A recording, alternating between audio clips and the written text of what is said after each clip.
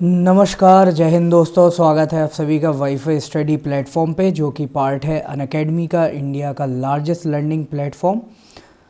तो कुछ दिनों से यहाँ पे ये वीडियो मैं अपलोड नहीं कर पा रहा था, उसके लिए क्षमा चाहूँगा, क्योंकि अनअकैडमी की कुछ स्पेशल क्लासेस चल रही थी। तो आज से हम अपनी ये सीरीज़ फिर से कंटिन्यू करते हैं 4:45 PM पे 10 मिनट डिस्कशन फटाफट, जिसमें हम रोज़ नए न्यूज़ के स्टैटिक टॉपिक लेते हैं। आज का जो हमने टॉपिक लिया है वो है Jammu Kashmir district development council. इसके अभी इलेक्शन हुए हैं, तो हम केवल उन्हीं एस्पेक्ट्स पे बात करेंगे जो हमारे एग्ज़ाम के लिए इम्पॉर्टेंट है। चुनावी नज़रिए से बिल्कुल भी नहीं इसको देखने वाले हैं कि क्या ज़रूरी है। पहले तो डिस्ट्रिक्ट डेवलपमेंट काउंसिल के बारे में हमें क्या जानना है वो देखेंगे, फिर इंडिया में जो पंचायती राज सिस्टम है उससे रिलेटेड स्ट्रेट फॉरवर्ड फैक्ट्स जो आपके एग्ज़ाम में आ सकते हैं, उन सारी चीज़ों को देखेंगे। साथ ही जो टॉपिक आप लोग कल पढ़ना चाहते हैं तो कमेंट सेक्शन में जाके उसके बारे में लिख दिया करें, तो पॉसिबल हो तो मैं वीडियो बना पाऊँगा, या ज़्यादातर लोग चाहेंगे कि इसी टॉपिक पे वीडियो बने तो वो बना दी जाएगी। ठीक है, तो आप रिकमेंडेशंस कमेंट सेक्शन में दे सकते हैं। अदरवाइज़ मैं जो जिस तरीके से टॉपिक्स लेके आ रहा हूँ उसी को कंटिन्यू करते चलेंगे। तो ये मेरे बारे में एक ब्रीफ इंट्रोडक्शन है, आप यहाँ पे देख सकते हैं। ये मेरा टेलीग्राम ग्रुप है, इस पे जाके ज्वाइन कर सकते हो। ये अनअकैडमी प्रोफाइल लिंक है, इस पे जाके मुझे फॉलो कर सकते हो। अनअकैडमी पर अब से रोज़ 11 बजे फ़िक्स क्लास होगी। ये चल रही है prelims revision class, prelims revision series है ये। इसमें क्या है, पूरा 31 मई तक अब ये रेगुलर क्लास होगी डेली, संडे भी अब ये ऑफ नहीं रहने वाली है। इसमें हम पूरे सब्जेक्ट्स रिवाइज़ करेंगे ताकि हमारा प्रीलिम्स 2021 ईज़िली क्लियर हो सके। तो प्रीलिम्स 2021 के हिसाब से ये क्लास चलाई जा रही है। तो जो भी यूपीएससी की तैयारी कर रहे हैं, नहीं भी कर रहे हैं, आगे का सोच रहे हैं या किसी अदर स्टेट का, तो वो भी इसको देख सकते हैं, क्योंकि इनमें अच्छे खासे टॉपिक्स डिस्कस किए जा रहे हैं प्रीलिम्स के नज़रिए से। तो जो अदर एग्ज़ाम वाले उनको भी इसमें फैक्ट्स बहुत सारे मिलेंगे। यूट्यूब पर जो मेरी क्लासेस हैं, तो वाईफाई स्टडी यूपीएससी चैनल पर एनसीईआरटी फाउंडेशन कोर्स है डेली शाम को 4 बजे। अनअकैडमी यूपीएससी चैनल पर 10 मिनट डिस्कशन 4:45 PM, ये रहेगी पूरी यूपीएससी के नज़रिए से। तो जो लोग यूपीएससी की तैयारी कर रहे हैं वो इसको देख सकते हैं। Prelim focus current affair UPSC के लिए ये रहेगा। ये 10:30 से 11:30 के बीच में रात में अपलोड हो सकता है किसी भी टाइम पे, तो इसको आप देख सकते हैं। यूट्यूब चैनल वाईफाई स्टडी है, इस पे मैं 10 मिनट डिस्कशन जैसा पहले कर रहा था, अब इनको हम रेगुलर बेसिस पे कंडक्ट करेंगे। यूट्यूब की जितनी भी क्लासेस हैं ये मंडे टू सैटरडे रहेंगे। अनअकैडमी वाली अब ये रेगुलर रहने वाली, तो इनमें आप मुझे फॉलो कर सकते हैं। अनअकैडमी प्लस पे आपको क्या बेनिफिट्स मिलते हैं, live classes, test series, unlimited practice और स्ट्रक्चर्ड कोर्सेज, ये सब मिलेगा आपको प्लस पे इन प्राइजेस पर। बट हम रेफरल कोड लगाएंगे, 10% डिस्काउंट का फ़ायदा उठाएंगे और इन कम प्राइजेस पर परचेज़ करेंगे। प्लस के जो फ़ायदे वो मिलेंगे आइकॉनिक में, साथ ही पर्सनल कोच मिलेगा, डेली मेंस के क्वेश्चन आंसर होंगे, स्टडी प्लान होगा और पर्सनलाइज फीडबैक होगा। ये सब मिलेगा आपको अनअकैडमी आइकॉनिक पे। प्राइसेस ये रही, बट हम डिस्काउंट कूपन लगाएंगे। रेफरल कोड अप्लाई करो SGRI SGIRI, 10% डिस्काउंट मिलेगा और कम प्राइसेस पर इसको भी परचेज़ करेंगे। देखते हैं हम डिस्ट्रिक्ट डेवलपमेंट काउंसिल, जिनके अभी जम्मू कश्मीर में इलेक्शन हुए। तो ये क्या है, ये एक टाइप की इलेक्टेड लोकल गवर्नमेंट है, जिसको हम सिंपली अगर हम बात करें तो जिसको हम पंचायती राज सिस्टम बोलते हैं, उसी तरीके का ये यहाँ पे जो जैसे जिला परिषद होती है नॉर्मल ज़िलों में या जिला पंचायत होती है, तो उसी के टाइप से ये सेम डिस्ट्रिक्ट डेवलपमेंट काउंसिल बनाई गई है। ठीक है, नाम बस अलग है, एक टाइप से इसका जो पूरा वर्क है देखा जाए तो वो जिला पंचायत जैसा ही है। ठीक है, तो एक टाइप की ये इलेक्टेड लोकल गवर्नमेंट है। लोकल गवर्नमेंट हम पंचायत के लिए यूज़ करते हैं।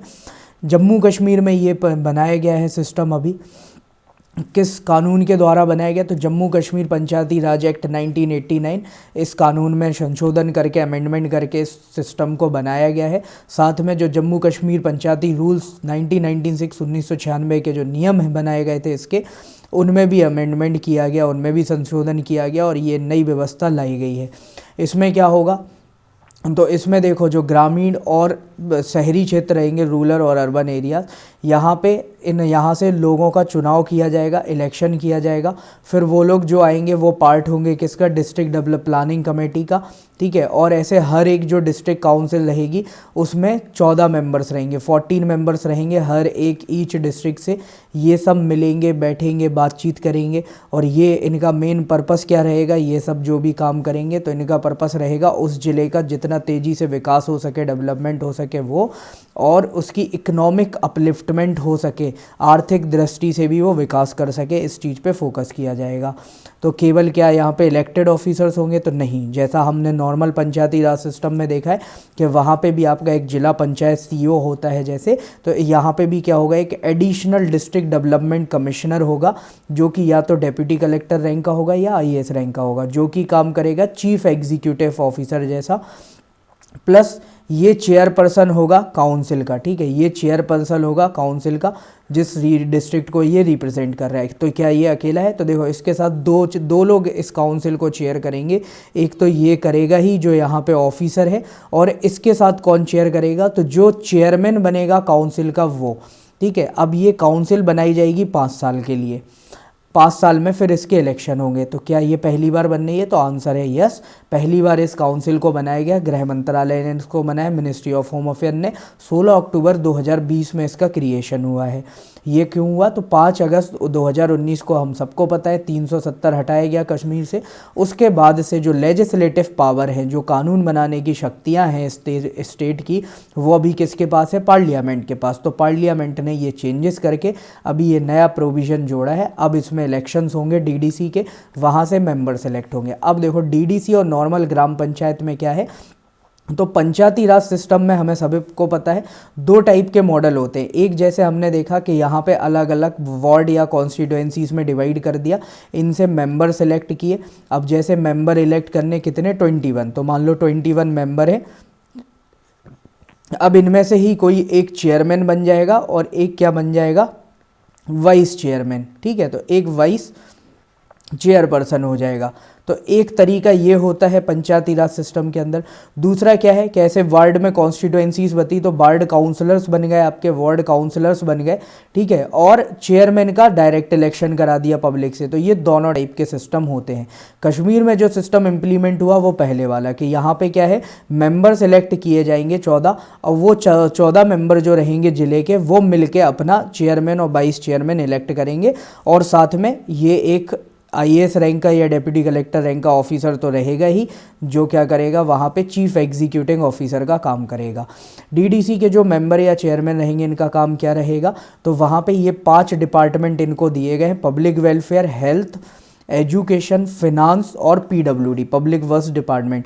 इनसे रिलेटेड जितने भी प्लान्स हैं, प्रोग्राम्स हैं, ठीक है, जितने भी चीज़ें हैं, उनको सुपरवाइज़ करना, इम्प्लीमेंट करना, स्पॉन्सर करना और प्रिपेयर करना, ये सारे काम इनके पास रहेंगे। पहले डीडीसी इलेक्शन हुए भी कश्मीर में 28 नवंबर से ये स्टार्ट हुए थे, 8 फेजेस में कंडक्ट कराए गए। अभी इनके रिजल्ट आए 1-2 दिन पहले, तो इसीलिए ये न्यूज़ में आया।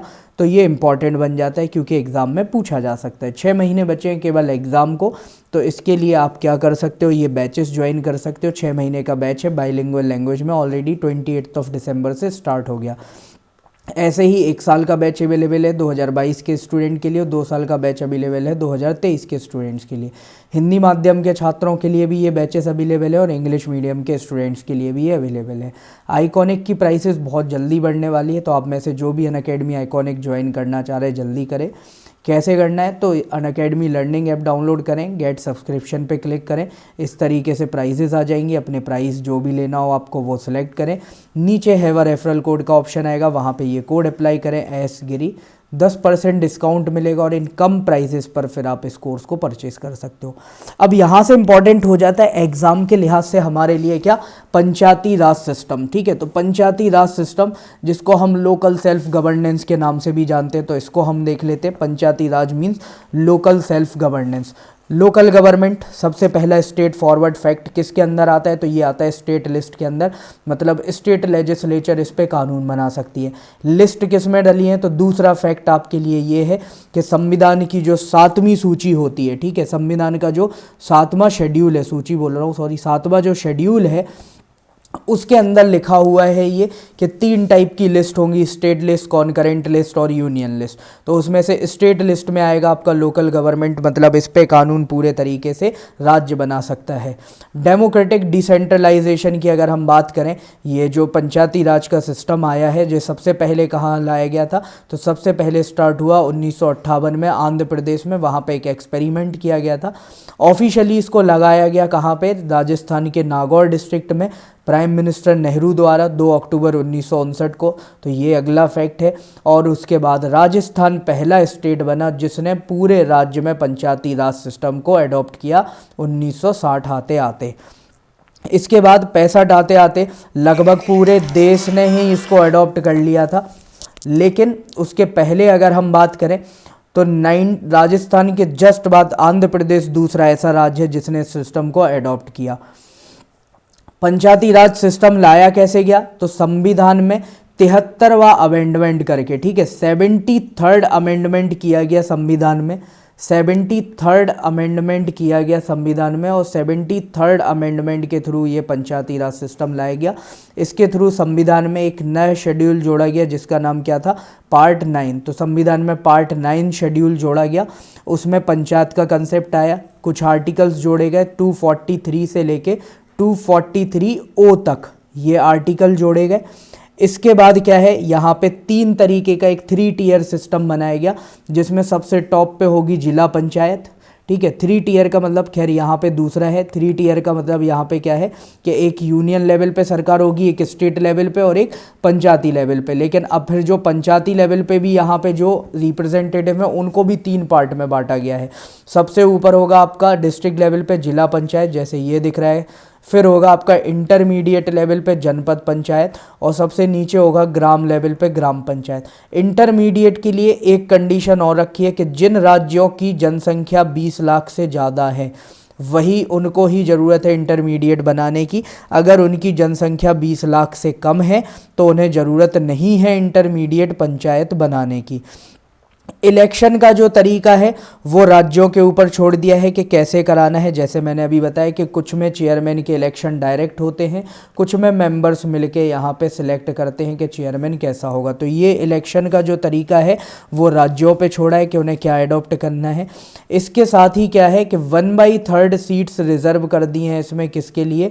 महिलाओं के लिए। तो 1/3 सीट रिजर्व की है महिलाओं के लिए और साथ में SC ST को भी रिजर्वेशन प्रोवाइड किया गया है। इसके साथ जो MPs और MLA के चुनाव होते हैं तो आपको भी पता है उनकी मिनिमम एज 25 होती है, लेकिन पंचायती चुनाव की जो मिनिमम एज है यहाँ पे ये 21 ईयर्स रखी गई है कि यहाँ पे पंचायत के अगर आपको चुनाव लड़ना है तो 21 के लिए भी आप मेंबर ऑफ पंचायत क्वालिफाई करते हो। तो ये कुछ इम्पॉर्टेंट फैक्ट थे पंचायत से रिलेटेड जो आपके एग्ज़ाम में स्ट्रेट फॉरवर्ड पूछे जा सकते हैं।